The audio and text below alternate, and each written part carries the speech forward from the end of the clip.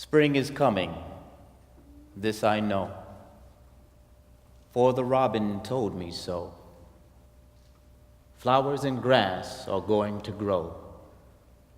Winter goes with ice and snow. That was my first published work in the Youngstown Vindicator. I was in the 4th grade. And now here I stand tonight with an award named after me, the Simeon Booker Award for Courage.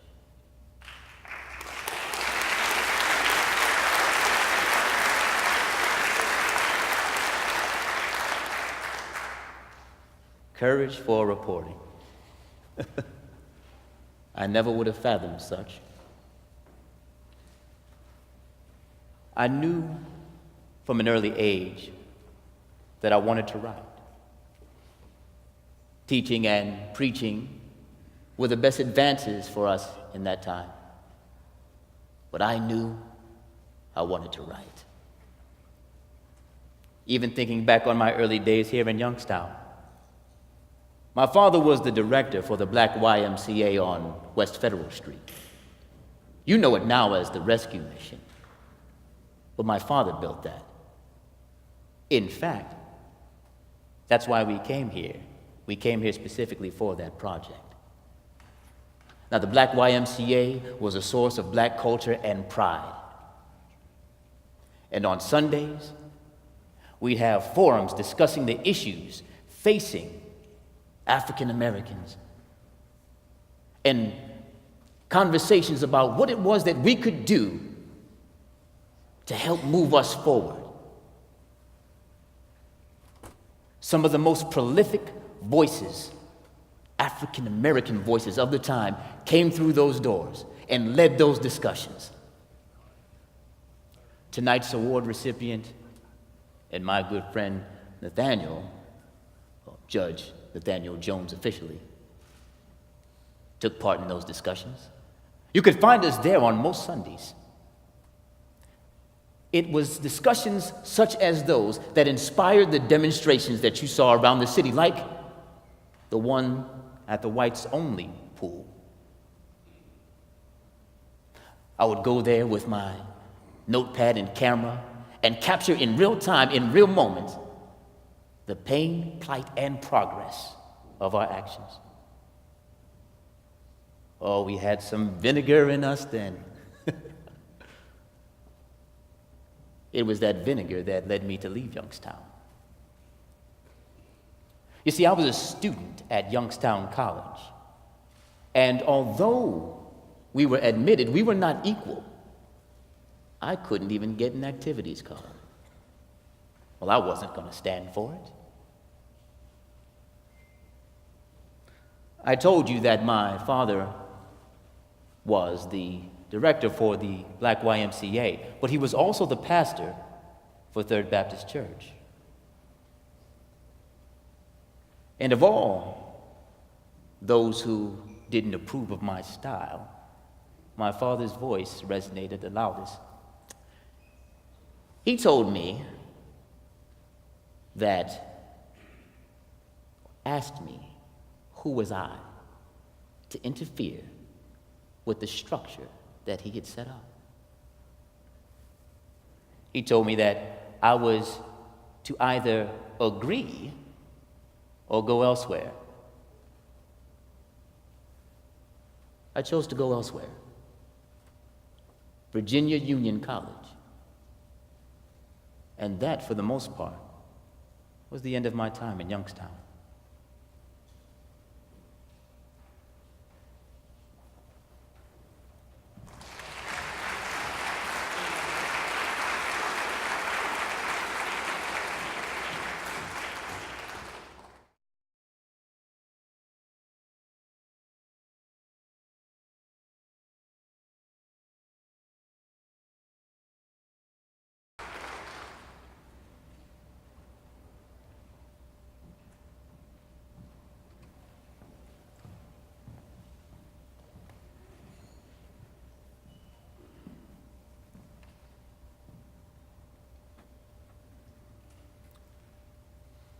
Becoming the first full-time black reporter for the Washington Post was nice until I realized that my stories were going to be buried in the back of the classified ads.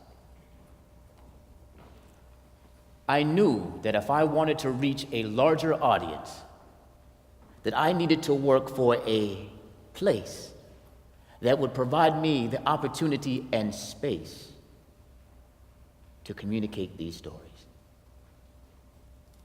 So I moved to Chicago.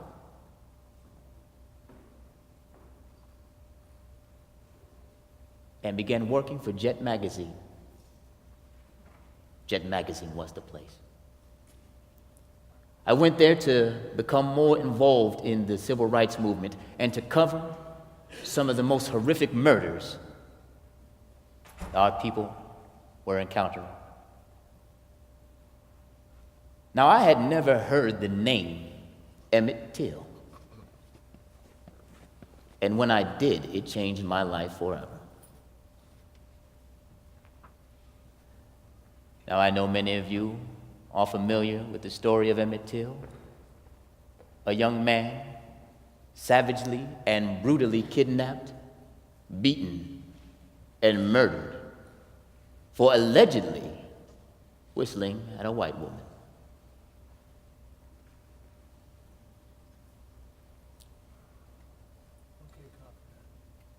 I still remember that day that Mimi Till saw her son's body for the first time. They wanted to my baby. And she asked me to help. So we published the images of Emmett Till's body in Jet Magazine, and we knew the response would be great. We printed extra copies.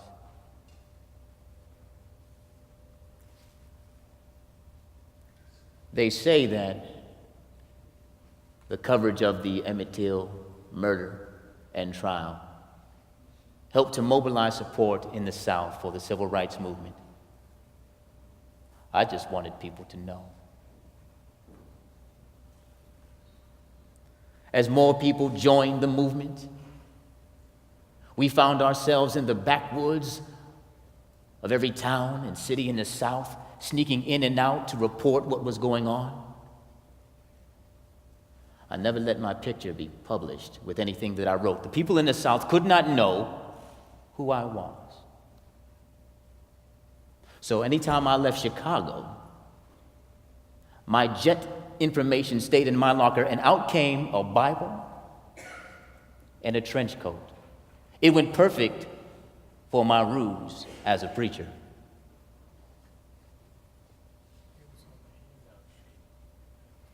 For you see, to pose was to survive.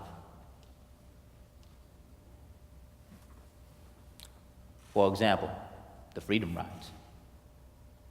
Martin Luther King told me that we were going to be beaten. He said, "They'll waylay you before Alabama." I told him fear never produced progress. But he was right. The beatings, they came. You may have read about them. You may have even seen some of the pictures. They still talk about those first Freedom Rides. I played my part. I sat in the back of the bus like a good Negro reading my newspaper while the beatings took place, avoiding the conflict. But you see, in that newspaper, I had cut out a little hole so I could see everything that was going on. Because it was my job to report everything that happened and made sure everyone knew what was going on. And I made sure. Now, Martin and I had an interesting relationship. I wrote an article in 1959 challenging his voter registration efforts in Alabama. And he wrote a letter back to me and my boss saying that we had set back his efforts, that we had cost him money, that we had caused him embarrassment. Boy, he wrote long letters. But I had to be honest with myself first.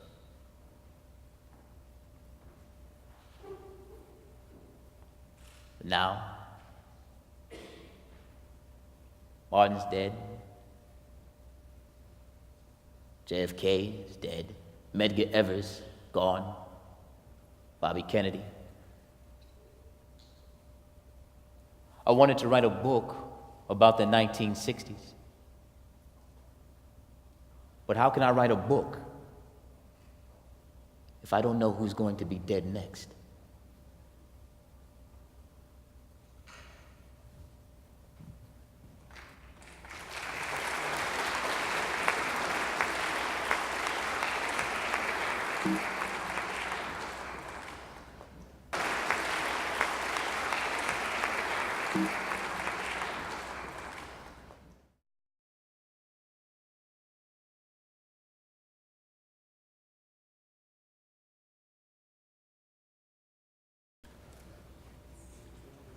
Tonight is surreal. All of it. I never wanted to be honored for such. I was supposed to come back to Youngstown many years ago for a mayor's charity event. They told me that I couldn't speak about the city's hiring practices. I told them that I would. Guess who didn't come to dinner? I did, however, come back to speak at the university's commencement a few years ago, and I did receive that activities card they denied me almost 3/4 centuries before. Sometimes things do change. President Barack Obama, I believed it would happen. I just didn't think I would see it in my lifetime. My good friend Nate Jones called it a miracle. He said I had a lot to do with that. Well, thank you, Judge. But I don't know about that. Maybe. Who knows? I do know that the work was hard and slow and prolonged, and I'm not sure entirely successful. Why are we still on the lowest end of America's economic scale? Why are we the most imprisoned? Are the unarmed shootings of young black men accidents?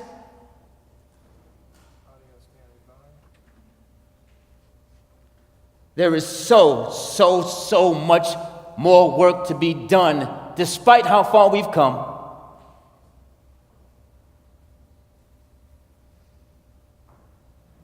Remember that book that I wanted to write about in the 1960s? Well, it's done. But at 98 years old, I'm not. But I know that I can't do it all over again, but you can.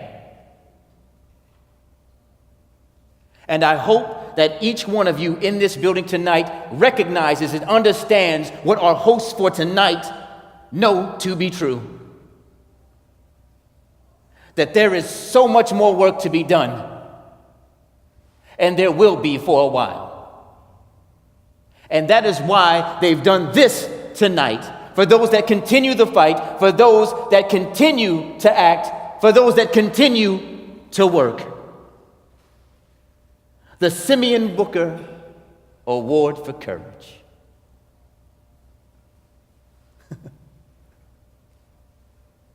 I never would have thought. Spring is coming. This I know. For the robin told me so. Flowers and grass are going to grow. Winter goes with ice and snow.